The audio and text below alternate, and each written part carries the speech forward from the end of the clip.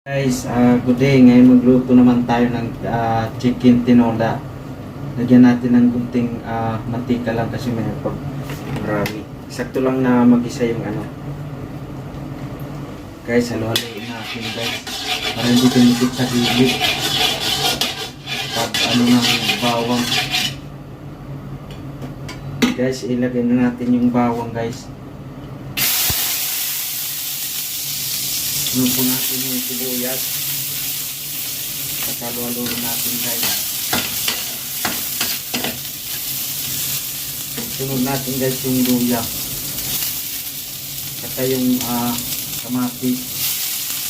Saka yung bell pepper guys.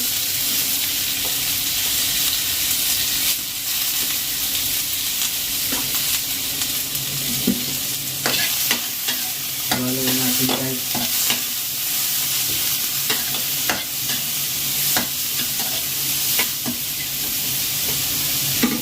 Sunod natin ilagay guys yung ano na manok.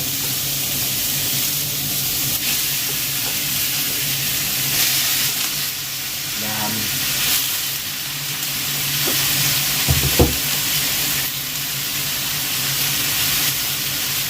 Ano natin guys. Medyo tutukot lang natin yung ano. Mapog.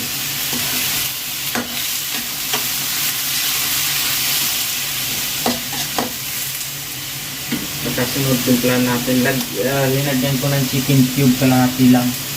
Pagkagod ko masyado. Lagyan natin ng 1 spoon maliit na ano, paminta.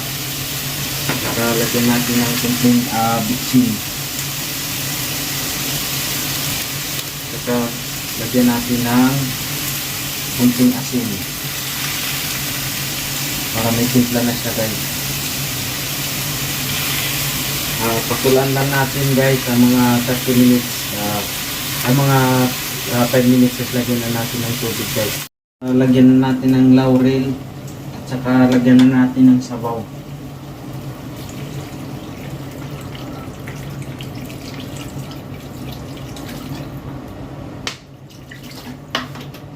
Tapos pakulan natin saka ilagay na natin yung sayote guys. Ilagay na natin yung sayote. Kasi mahirap pag na sobrahan yung sayote na luto.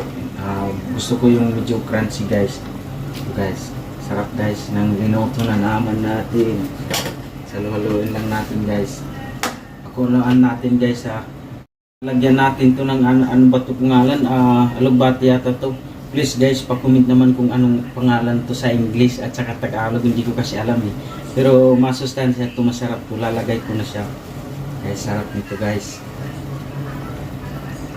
Guys, ito na po guys yung anong tinula natin guys. Ang sarap guys. Oh, ang sarap niya guys. Yummy.